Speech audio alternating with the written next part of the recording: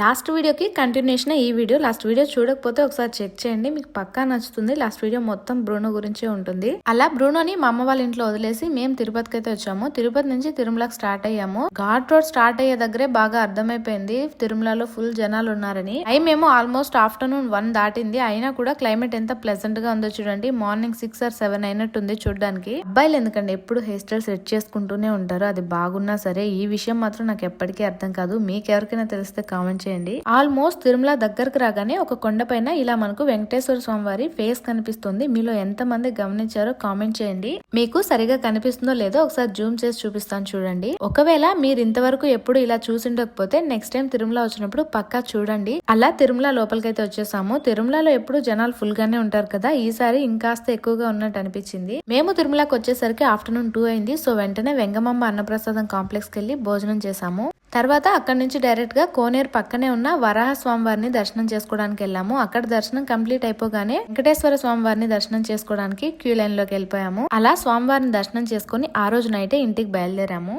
2024లో ఇదే మా లాస్ట్ తిరుమల దర్శనం. నెక్స్ట్ జనవరిలో వైకుంఠ వాకిలి దర్శనం కోసం రావాలి అనుకుంటున్నాము. ఎలా జరుగుతుందో చూడాలి.